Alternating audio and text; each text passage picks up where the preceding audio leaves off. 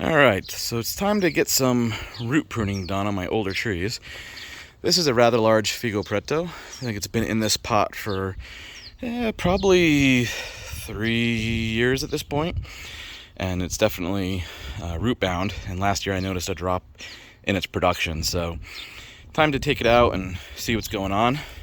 First step I always do is to go around and hit the side with a rubber mallet, help loosen it. And then I took a Sawzall and did just do one cut here to help loosen this area here, just to free up some space to try to get it out. Now I'll have Teresa hold the pot and I'll pull it out. Okay, and you can see this is pretty well root bound. So I'm going to go through here and loosen up this root ball a little bit. Because the tree is starting to leaf out, I'm not going to take a ton of it off. Probably reduce it by a good 20% or so. Alright, so first I'm going to get a little bit of the top layer off. This is where a lot of the feeder roots like to mature, on this top area, more so than down here. So I'm going to cut off a piece of this section and get rid of this weed that's grown in here as well.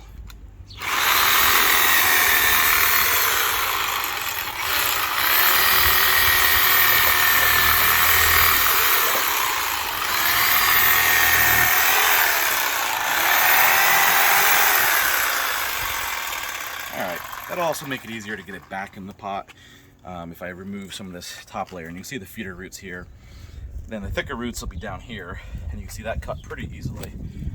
Here's probably part of that weed as opposed to the fig tree roots, but you can see down here it cuts nice and easy. Because the roots tend not to grow as deep on the fig tree. They tend to stay up top. So I want to get rid of some of these feeder roots.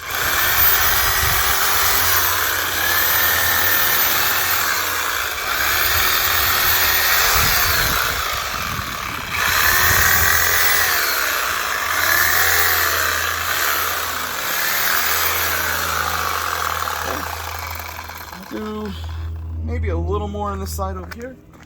Not looking to do a ton here, just enough for it to grow a couple more years.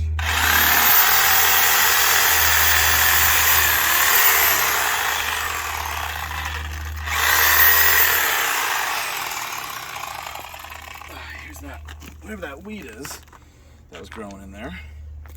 And then I'll just take off a little bit on the bottom. That'll make it a little bit easier to get it back in the pot with some fresh soil on the bottom.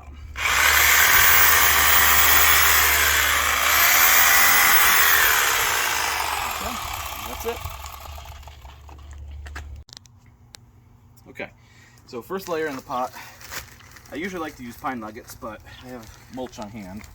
I'm just gonna put this in here on the bottom. There's a small layer to cover the drainage holes so that I don't lose all my potting mix. Just like so, nothing crazy. Okay, pause. Okay, now determining how much soil I need on the bottom to put this tree back in, because I do want to have a little bit of a layer at top that I can put mulch. So just take a stick or whatever you have laying around and just measure kind of where the height of your plant is. So mine's there. So you can see it's already going to be well crowned, so I don't need a lot of potting mix down in the bottom of this. So I'm just going to use a little bit of potting mix on the bottom.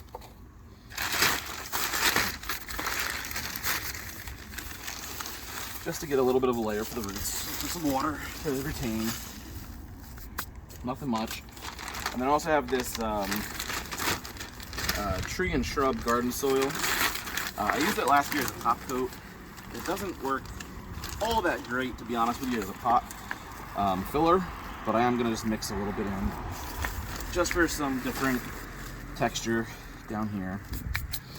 And then I want to fertilize on the bottom as well. I've got two things I can use.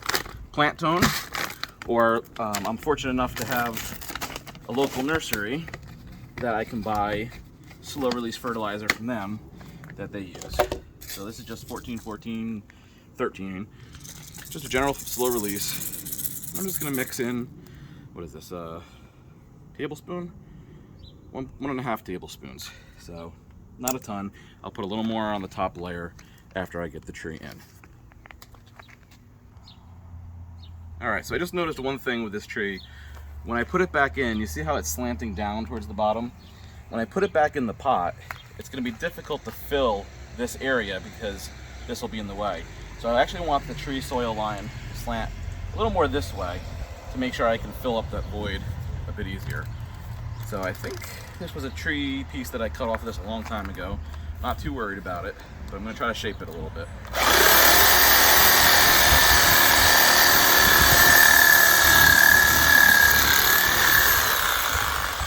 Alright, so you can see, here's a large root from the tree that was circling around the base. You don't want to circle the pots because it'll actually strangle itself. So that's good that I got through that.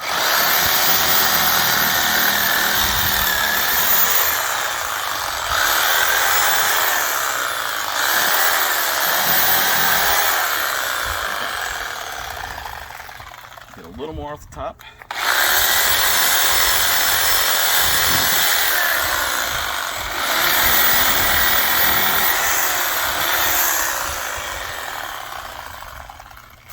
Okay, so now I'll be able to fill that pot back up once I have the tree in here. So let's go ahead and put the tree back in.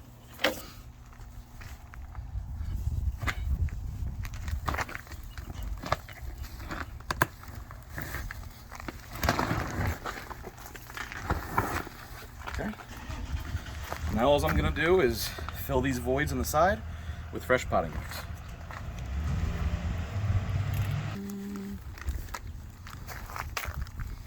Now in a perfect world, I would have actually liked to cut the base a little bit lower.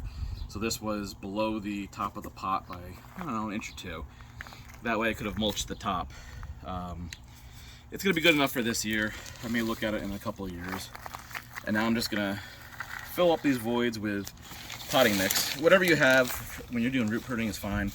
You don't need to worry about specialty mix. Your main layer of your tree already has the good aeration for using something other than just plain potting mix. Usually a mix of potting mix, pine mulch, and a little bit of lime, and some other things.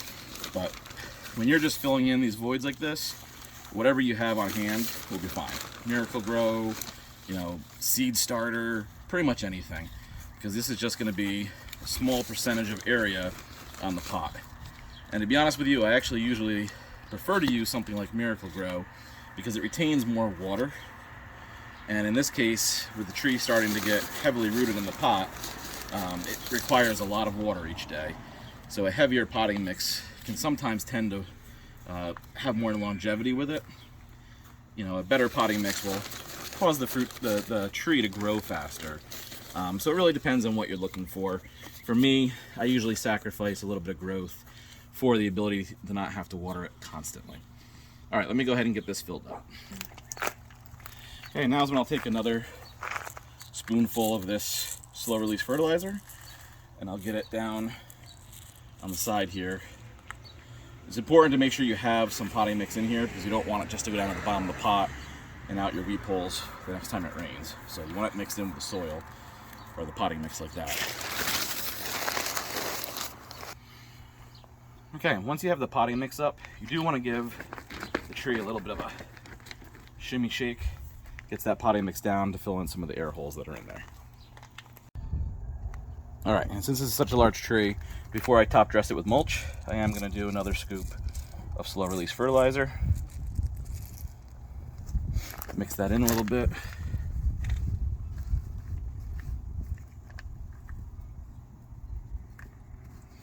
And then I'll add some mulch top dressing. Okay, now for top dressing, I've got extra brown, it's dyed mulch. I prefer to use just regular pine, undyed, but I have a lot of it left over. So I'm going to use it, and I'm just going to top dress the tree for water retention in the summer.